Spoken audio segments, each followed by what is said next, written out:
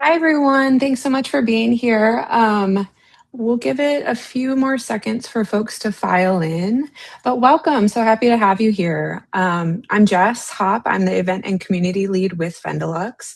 So today we're going to be walking through the results of our 2026 B2B event marketing survey. So I'm really happy that you're here. And also the event survey, the results, all the good pieces. I'll actually send out the full report in our post-event wrap-up email. You don't have to have it in front of you, anything like that. So I'll make sure to send that along after our time together. So this isn't a product pitch or anything. It's research. As an event person, I went straight for the research to see what you all are saying. And it's kind of meta because I am an event person. You are an event person. And I feel like I'm kind of telling you all what you already know, preaching to the choir. But this is true research. We asked over 120 event marketing folks, what their problems are in their programs, and we're breaking it down for you today. So, a few housekeeping things. So, we do have a Q&A, so please drop in questions that you have as you go, because we're going to do Q&A at the end. And then I'll go through a few live polls throughout that you can participate in or just listen in, because that's really what makes all of this data interesting, is to see how you all think and kind of move forward from there. So my promise for our time together is by the end, you'll be able to name the exact reason why event budgets get cut, which we all know very well. And it's not the reason that you think. So we'll just move forward here. Okay, so I'm going to launch my first poll. Exciting. Okay, so we're going to launch. We're going to launch it and see what happens. So our first question here is, how confident is your team in attributing pipeline to events? Give you all some time to get your votes in. And which gap is most painful for your team right now? We all want to know the pain points, right? And like I said, this feels very meta because I feel like I can answer exactly what you all are saying too.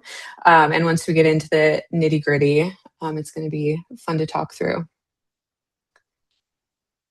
Okay. All right. Over half of you have voted. Thank you. Thank you. Okay, so let's see. First question, how confident is your team in attributing pipeline to events? No wrong answers. Okay, so I'm going to end. I'll give it 2 more seconds if anyone wants to vote. Okay, I'm going to end poll. I'm going to share the results. Okay, so as we can see, most people fall here in the moderate, inconsistent, somewhat limited, totally, and that's what I would expect in that area. Which gap is most painful for your team right now? Oof, let's talk about pain points. Okay. Measurement and attribution. Okay, glad that we're here talking about this. CRM tracking and deal credit. And then we are tied with event selection and pre-event visibility meetings. Okay, cool. So let's hold this in our head, these results, because we're going to dive in deep and talk more about this. Cool. Thank you all so much for participating. Okay. So 4 gaps that we have here, 1 problem. And feel free to screenshot anything that you want to. I'm a big screenshot person, or take notes as we go. I'm going to ask deeper dive questions for you to talk through, or think through on your own, or talk through with your team. So here we go. 4 gaps, 1 problem. So first is the measurement gap. So these are the problems that we saw that you all told us about in this survey. So the first one is the measurement gap. So this is why teams can't produce the proof that they are constantly asked for by leadership, by sales teams, by everyone, is the ability to measure the outcome. Second is buying blind. So most teams commit budget before they've really ever seen who's attending. And I've been there, done that. Third is the meeting problem. So why booking meetings at the end is so hard, and why that explanation is usually, not the best. And the fourth, the CRM blind spot. So this is what we were talking about in that poll when events influence deals, but y'all don't get the credit, right? So here's the thing that I want you to watch for. So these all look like separate problems, but they're not. They're actually the same problem showing up in four places. So we're going to dive a little bit deeper here.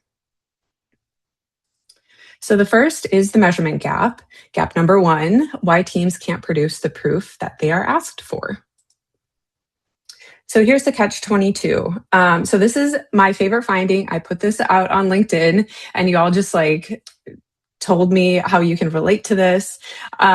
So it's my favorite finding of the whole survey because once you see it and hear it, you cannot unsee it and hear it.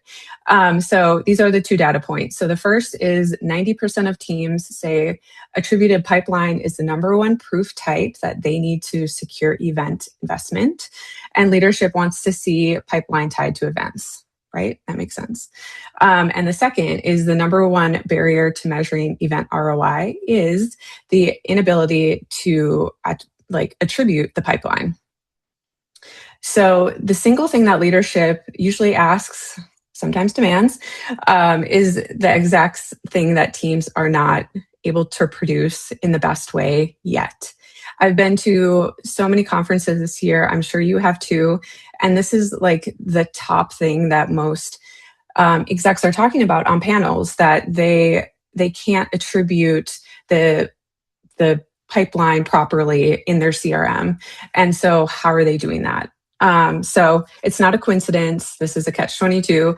And your teams, my teams, are being asked to generate proof with their tools, platforms, automations, AI, in a way that they weren't built to produce. So we're trying to, finagle different ways to do that, which is very relatable.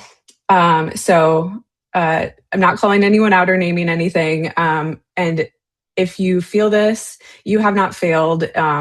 It's a tool problem, right? So you've been handed a requirement that your current stack of, tools just can't fulfill. So the result of this is budgets are cut for the wrong reasons. If we can't attribute pipeline, you're not seeing, the results, then your budget is going to get lessened, right? So what happens? Three things, and they build on each other. And I'm sure you've experienced this. I've experienced this. So the first one is events lose budget, and it's not because they don't work. They lose budget because teams can't prove that they worked. And the evidence trail was really never built in the first place, right? We're asked to produce more events, do more things, but it's the attribution that we think we have, and then we go back and it's not, as we thought. The second, the middle part here, is the tooling gap, like I mentioned before. It's not a strategy gap, right? Sometimes we're asked to build out a strategy or all these things. And if your tools can't get you to where you want to go, the strategy is just it's not going to work for you. So most event marketing tools were built for the logistics, the execution, the badge scans, the room blocks, the session check-ins, and they weren't built for revenue attribution. So we're kind of back end figuring out how to do that now, because we're being asked by leadership, your CFO, your CMO, about pipeline. And you're like, wait, I just produced this great event and you're telling me that we didn't get anything out of it? That, to me, that doesn't make sense. And you're not alone in that. And the third is these two problem areas, they compound, because every time you run something or run a report, run data without attribution, it just makes that budget conversation harder, right? So here's a deeper question for you here at the bottom that you can think about on this call or later on with your team. What does your leadership ask for most when reviewing your events budget? So that's a great thing to kind of like think ahead and work through your tool stack to see if you can even produce that. That's a big thing. Okay, so the second area in our report, buying blind, right? Been there too. Most teams commit budget before they see attendee data. So here's another really cool data point that we got out of this report and asking you all these questions, all these survey questions. 70% of teams select events without confirmed attendee data. Okay, I think that number's higher, but 70%, I'll raise my hand. I've been part of that too. So 7 in 10 are signing contracts before they know who is going to be in the room. Now, here is the tension. So when we asked what the top selection criteria is, the answer was audience quality. Is the right audience there? Is your proper ICP there? And the second criteria was target account presence. So are my accounts going to be there? So when we're sitting with that contradiction, the two teams say what matter the most is who's going to be there and whether your accounts are there, right? Those are our baseline. And the two things that they don't have data on is like who's going to be there when we sign that contract. So on a scale of 1 to 5, teams rated their event selection a 3 out of 5 for being data driven. I know I've been part of these conversations in previous, companies, previous roles. Well, this event feels really good, or I feel like it went well, right? We don't have the data to back up why we're going, or maybe it's like, oh, our competitor is going to be there, so we want to be there, right? It's not like data driven, like other, demand gen folks might make decisions off of, we are feelings based. So here's another deeper question that you can ask again here on this call of yourself or with your team. So before committing to an event, what information do you have access to? Right? It's a great question as we're heading into our later half of the year and into next year. Awesome. So what is actually driving the event selection? I know in the poll that we took at the beginning, venue selection was, kind of down there or lower on the poll problem area, but like what is driving our event selection? So if it's not data driving the selection, what is it? So here's a quick breakdown in the report. So only about 30% of the decisions is backed by data, right? Talked about that earlier. 40% comes down to sales or exec preference, right? I don't want to go to Vegas, or I only like to do, travel on this airline, or I was at an event and somebody said that their executive doesn't like hotels with shower curtains. So that is a decision point that they make. Like I'm sure you all have been in these conversations, and it's really interesting. And so the last point here, 30%, is human reason. It went well. We think it went well. We feel it went well. People were there. But that's not really like giving us the concrete data to back up why we're going, and if it, helps your budget and helps your collaborating teams. So here's the thing. I want to be clear that like the 3 out of 5 score, that's not a discipline problem. We're not doing anything wrong. We're working with what we have, right? And you don't have to have the data you need to and you just don't have the data that you need to like push back effectively to like know if an event works or if it doesn't. So when an exec says to you, like, we always do this one, or maybe they make the decision like, oh, we're not going to do this one. How can you clue them in to seeing the actual numbers, the collaboration across teams, to make sure that, like, to know if it's actually a good conversation or a good event to have in your portfolio without having that conversation. And again, if you all have questions or even like thoughts or comments, you can drop that in the Q&A as we go throughout the the conversation here. So third, the meeting problem. So this is that third problem area, the third gap, and it's pretty much like a visibility upstream of responsiveness, right? So what is the real barrier to more meetings at events?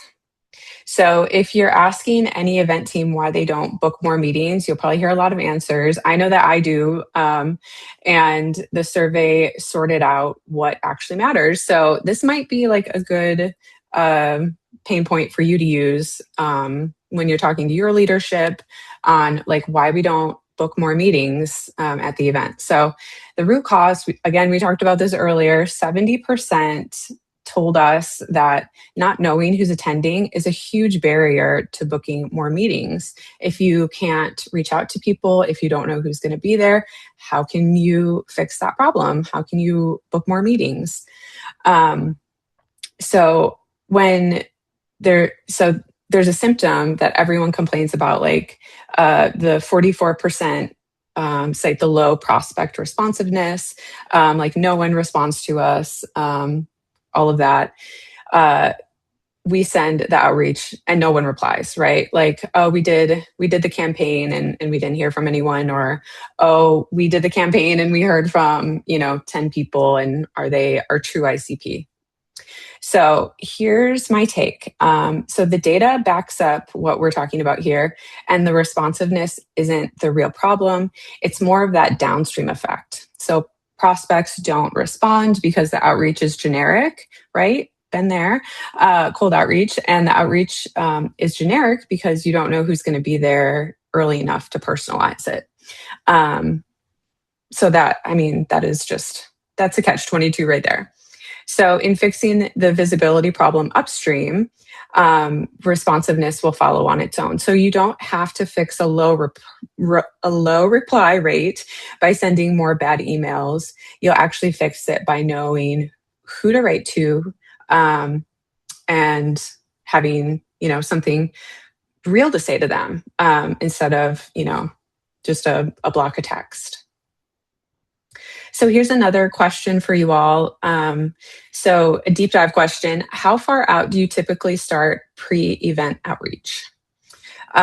This is always a hot topic. I've talked to many event folks, and usually it's like 1 or 2 weeks before the event. But if you think about it, everyone is doing that together at the same time, and you're trying to like jockey a little bit for people's time, right? Or a lot of it for people's time. So what's the best way to fix that? And I mean, since I've worked at Vendalux, this has been a really great solution for a lot of people, being able to not only get ahead of that buffer time, start doing outreach earlier, having that ICP earlier. I think that's really moved the needle for a lot of people, is being able to know who their ICP is, and do it earlier. So you're not, competing with, 20 other, 30 other organizations trying to get people's times. All right, that's a hot topic. Again, if you all have any questions, comments, drop them in the Q&A, and we will make sure to get through all your questions. All right, so here's what we're talking about. Most teams start their outreach too late with too little to say. And again, no judgment anywhere. That's just kind of like the nature of the beast sometimes. But we're trying to lift ourselves out of that and think a little further ahead. So let's look at this runway that we have and the spectrum of time. So 6+ weeks out, that's kind of like that optimal window in the purple. But we all know how things get crunch time. Most of us are one-man band, right? And so we almost fall in that like white zone, the 1 to 2 weeks, or maybe it just kind of like gets missed, or there's no structured outreach. So looking at where a lot of us land in this survey, it's in that like 2 to 4 weeks. And I would almost like gauge a little bit lower on the 2 weeks. but that's really where we're working from. And sometimes it's on incomplete lists. Sometimes it's on, people who aren't even attending the event. So it feels like that double squeeze and just not enough time or information. And it does leave you open and vulnerable. And every meeting that you don't book is really like a deal that didn't start or kind of like lost motion. So that does hurt like your overall event. Yeah, the strategy of it. So that's kind of where we're falling in the survey. Is most teams really are in that like 2 week window before the event, where we want to be 4 to 6 weeks out in the purple. And if y'all have any questions on this meeting problem, drop it in the question. But we'll move to our fourth area that you all told us from the survey. So this is our fourth gap. So the CRM blind spot: events influence deals, but they don't get the credit. Wah wah. I feel like I need like a horn noise on that one. So we work so hard to build these events, to build these activations, and then we don't get the credit. It's just like, oh, hurts my heart so much hearing this from all of you. So this is where it really comes full circle. So the vast majority of teams that we've surveyed say that often or almost always that the in-person influences deals. Like, we know this, sales folks know this. Ask anyone, right? It's the conversation that was had at lunch. It was the conversation that was had kind of like off the cuff at a booth. It was the conversation had at a dinner. It was a conversation had in a hallway, right? Like, how it just blows my mind. Like, how do you attribute that? Like, where does that go in a CRM? And a note can only go so far. So everyone knows this intuitively, that the IRL makes a huge difference. And they don't get attributed into a CRM properly. So let's talk about why and what you all have told us from these survey results. So number one, and I'm kind of going chronologically on the screen here. So number one, CRMs weren't built for event attribution. We talked about that in the beginning. You all told me that in the poll results. After every event, someone probably on your team spends hours chasing your sales reps to log their activity, reconcile badge scans, get your lead list into the CRM, right? That's hard, and it's not a perfect system. Things get missed. And it's basically a person in a spreadsheet, right? So here's the thing. So this compounds. Again, it's like you have your first problem, second problem, and then your third problem is basically all of your first and second compiled into one. So the third is it's going to compound back to your budget.